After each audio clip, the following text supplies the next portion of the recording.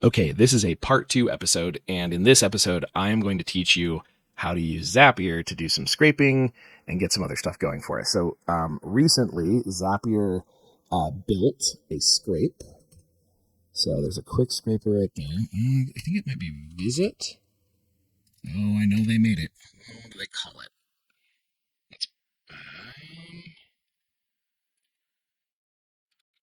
Okay, so I'm not finding it very easily, which is hilarious. So because I haven't used it yet. So let's get this guy out. Let's see what it is. I want to search the community. Okay, cool. Well, what I actually want to do is, I instead of searching the community, I want to say, how do I scrape a web page using Zapier? And I'm pretty sure they've got this. Actually, may not even be the right place to do this because they have some support. While it's thinking, I'm going to go over here to the Copilot and see what it's got. Parser. See there. And from this standpoint, you can actually do. Oh, that's interesting. You can retrieve a page's HTML content using a GET request, obviously. I doubt that would work.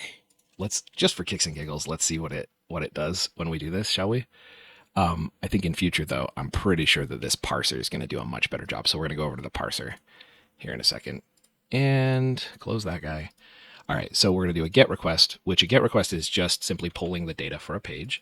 So here is our GET request. There is no like anything, like there's no authentication or anything like that. And man, that's got a lot of HTML garbly-gunk. Tag manager. It does not, that doesn't look like enough data. What I like to do in this situation is just do a WYSIWYG online and give me, there we go. Okay, we're going to go in here. We're going to go, I want to look at the HTML. Ooh, paste raw HTML. What's that do? Did not actually even open anything up. Cute. Very cute. Did not like that. Oh, I broke the page. Nice. Apparently, I've got to clear the cookies. I love this little guy right here. So I can do delete all because this guy had some sort of cookie saved when I pasted and it's still doing it. Maybe it's the allow all cookies. Interesting. Well, I broke the HTML editor there. So we're going to go ChatGPT. What's in this HTML? Make it readable for me to know what's on the page.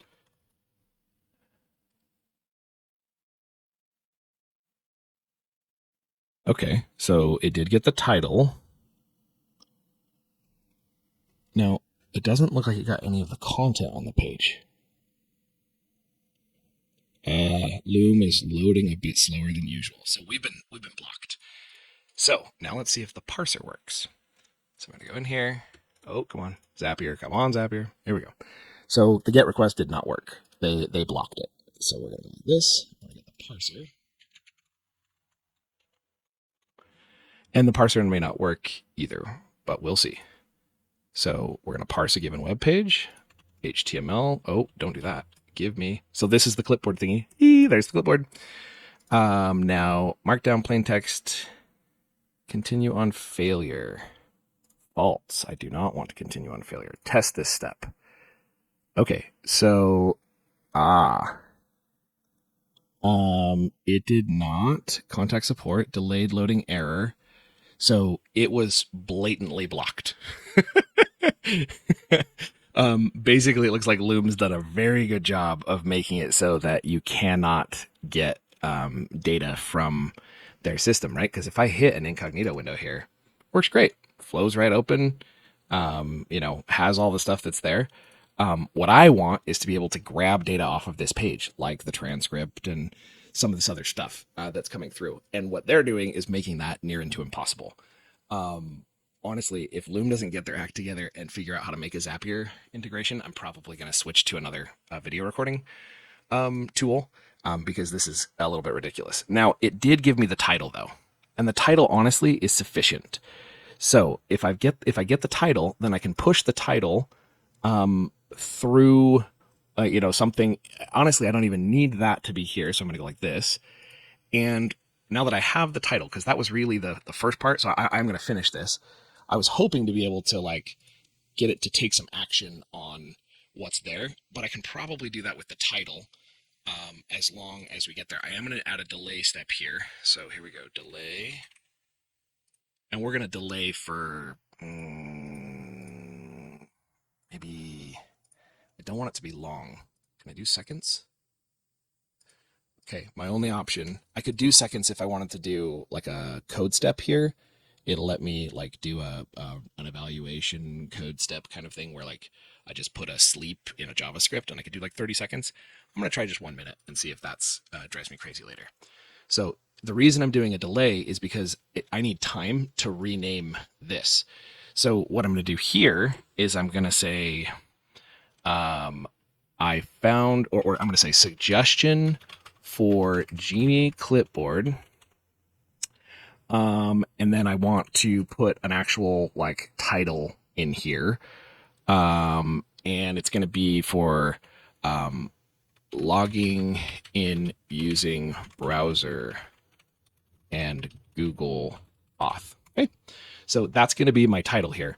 Now, what I'm going to do is I'm going to go back into this side of things. And in here, I am going to, now that I have the title, let's say that it's been a minute because that's what we put the delay in there for.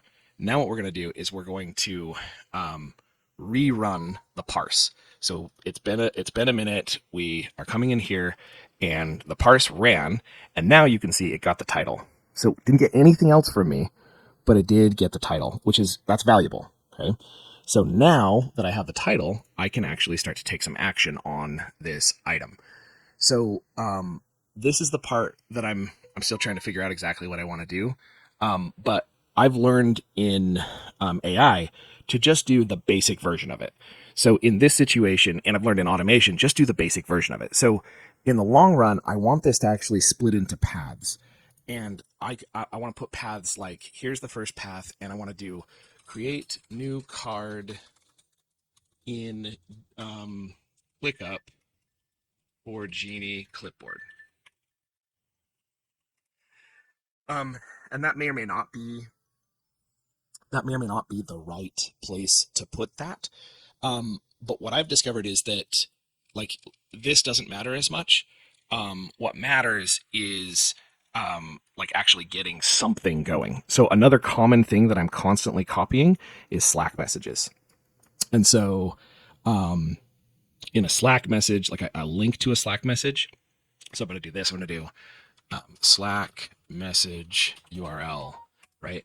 And my goal would be to actually have a whole bunch more paths, right? And because I'm creating these placeholders, I'm just going to do a code step, and I'm going to run JavaScript, and I can just hit continue and hit test step, and then it finishes the it basically just puts it right here so that it's got a check mark, which allows me to publish it later. So if I'm creating placeholders, this is an easy way to have those placeholders go because I don't actually have to do anything. Okay, so now I just need to finish this one because this is the use case I'm taking on. And so what I'm going to do is I'm going to create the custom rule. So what I'm going to do right here is I'm going to go down here to parse, and I'm going to use if the title contains the word Genie. Okay, that's kind of where I want the information to go. Okay. And now what I want to have happen, so it would have continued based on that test data. In the long run, I want to make it so that this AI analyzes the title and then makes a decision about where to make it go. That's not version 1. I don't need that in version 1. So that will be something I do in the future. But for right now, we're just doing V1. So V1 of this, I don't need a code step here. What I do need is a ClickUp. So I go ClickUp. And a lot of times I like to give myself a deadline, like automate, because the automation world, you can make hundreds and hundreds and hundreds of things, right? So create a task in ClickUp. And I got to choose my workspace. So that's actually interesting that it's only loading the Equity Hammer workspace, which means I need to connect another one. So here we go. What workspaces have you got for me? That's the one I want. So I'm going to connect the Genie workspace. Okay, beautiful. And you can see that looks way funky. So I actually want to change this so that it says Genie. Just so that I remember using it later. There's the Genie workspace. Here's the space. And it looks like I've got no folders, but I thought I had a task name. Interesting. When I do this, I got to figure out where I want this to go. For now, I'm just going to do that guy. I thought there was more to it, but we're going to see. So the task list, or the task name that I want to bring in, I'm just going to bring in the title that was done through the parse. So there's the title, which that's a pretty long title. And see video for details. And then I'm going to do the Loom link. And so you can see I can make it so that, and there's the Loom link. Golden. All right. I can assign it to a specific person. I don't need to do that. Oh, it does want a folder. Okay. Oh, there's the list. Okay. So this is going to be backlog. And I just realized that I'm going to need to create another path because sometimes what I'm sending in is a backlog, meaning an idea I have, and sometimes what I'm sending in is a bug. And so I need to make sure that I create another path for myself in the future that does that. And the task status here, I think I'm going to leave this blank, which I think will just create it in my system. Okay, so I created, boom, and it is in there. There is in fact a task created now. Golden. So that worked. And now, oh, come on back.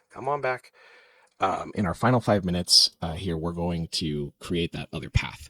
So the path was suggestion or feature, not bug. Okay. And now I'm going to go over here and I'll rename this one to be bug. Oh boy, rename. Oh, come on. There should be a rename button. There we go. Okay, so I've renamed that one to bug, and now I'm going to go in here, and I want it to also contains the word Genie, and I want the title. So we're going to go here, get the parse the web page, get the title, contains the word bug. Okay, so what that's going to do is it's only going to work if the word bug is in the title. Okay, perfect. Now that one's done. And the last thing I need to do to make this roll is I need to fix this path. And this is going to be this guy right here. Title contains Genie.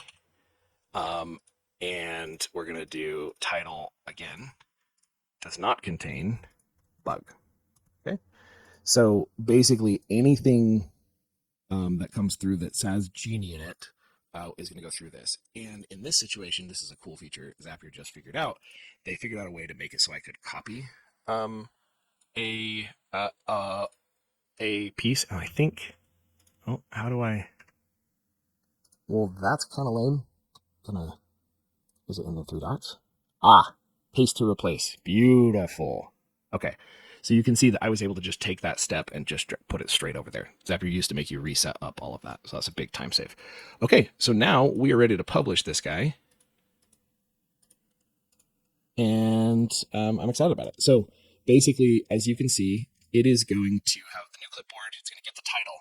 Based on the title, it's going to send it to those different places. And here it's just going to, not do anything, right? Because we haven't automated that part of it yet.